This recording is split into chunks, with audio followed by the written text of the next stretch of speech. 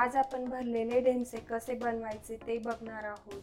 हिंदीमध्ये याला टिंडे असंही म्हणतात। अशा प्रकारे आकाराने लहान असलेले ढेमसे घ्यायचे, त्यावर अशी बारीक लव असली म्हणजे ते ढेमसे कोवळे असतात। आता याचा आपल्याला हा वरचा पोर्शन काढून घ्यायचा आहे, हा आतला भाग काढून घ्यायचा। हा गर पण आपल्याला नंतर वापरायचा आहे। बिया असलेले ढेमसे शक्यतोवर घेऊ नये, कोवळे ढेमसे घ्यायचे। तर अशा प्रकारे सर्व ढेमसे मी गर काढून घेतलेला आहे। हा गर पण आपल्याला वापरायचा आहे।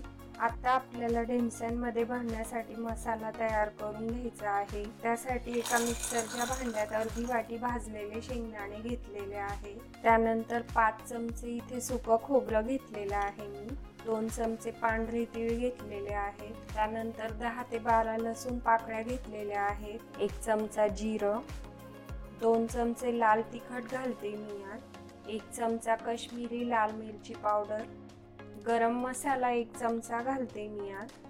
त्यानंतर 2 चमचे धना पावडर, 1 छोटा चमचा हळद घालते, चवीप्रमाणे मीठ घालायचं आहे, थोडीशी हिरवी ताजी कोथिंबीर घालते मी यात। त्यानंतर हे सर्व साहित्य मिक्सरला फिरवून बारीक करून घ्यायचं आहे। आता मसाला आपण तयार करून घेतलेला आहे, बघू शकता तुम्ही। आता आपण हा मसाला एका प्लेटमध्ये काढून घेऊ। आता मसाला आपला बनवून तयार झालेला आहे। आपण आता ढेमशांमध्ये हा मसाला भरून घेऊया। तीळ आणि खोबरं तुम्ही भाजून देखील घेऊ शकता। अशा प्रकारे थोडा थोडा मसाला आपल्याला ढेमशांमध्ये भरून घ्यायचा आहे। ढेमसे पचायलाही हलके असतात, ढेमशांमध्ये पाण्याचं प्रमाणही भरपूर असतं। तसंच ढेमसे शरीराला थंडावा देणारे असतात, त्यामुळेच उन्हाळ्याच्या दिवसात आवर्जून ही भाजी बनवली जाते। अशा प्रकारे भरून घ्यायचे आहे। सर्व ढेमसे मी भरून घेतलेले आहेत। हा मसाला पण आपल्याला भाजीसाठी लागणार आहे। कुकरमध्ये आता तेल घालायचं आहे। तेल गरम झाल्यानंतर त्यात मोहरी घालायची आहे, त्यानंतर जिरं घालते मी, त्यानंतर 1 कांदा चिरून घेतलेला घालायचा आहे। थोडासा रंग बदलेपर्यंत परतून घ्यायचा आहे। पण गर काढून घेतलेला होता ढेमशांमधला तो घालायचा आहे, व्यवस्थित परतून घेऊ। आता हे छान परतून झालेला आहे। त्यात आता आपण हा शिल्लक राहिलेला मसाला घालणार आहोत, व्यवस्थित मिक्स करून घेऊ।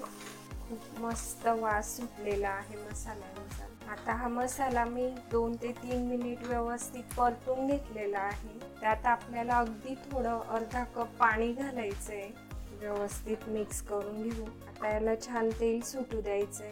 छान तेलही सुटलंय बघा मसाल्याला। त्यात आपल्याला आता हे ढेमसे ठेवून घ्यायचे। कुकरमध्ये शिजवल्यामुळे भाजी पटकन तयार होते आणि कुकरचा दुसरा फायदा असा की ढेमसे आपल्याला सारखे सर्व बाजूंनी परतून वाफवून नाही घ्यावे लागत। कुकरमध्ये सर्व बाजूंनी ढेमसे वाफवले जातात। अशा प्रकारे सर्व ढेमसे मी आता ठेवून घेतलेले आहे। आता त्यात आपल्याला ढेमसे शिजतील एवढं पाणी घालायचंय।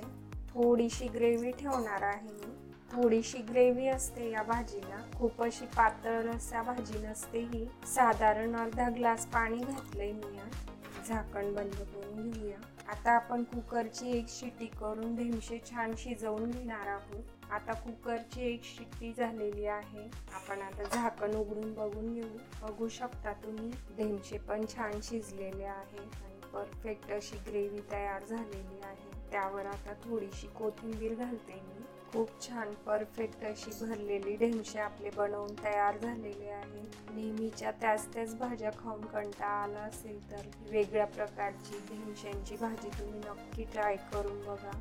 तुम्हाला नक्कीच ही रेसिपी आवडेल। ती मी आता एका प्लेटमध्ये काढून घेते। रेसिपी आवडल्यास लाईक शेअर नक्की करा। अशाच नवनवीन रेसिपी सोप्या पद्धतीने बनवण्यासाठी नक्की चॅनलला सबस्क्राईब करा। लवकरच भेटूया छानशा रेसिपी सोबत। धन्यवाद।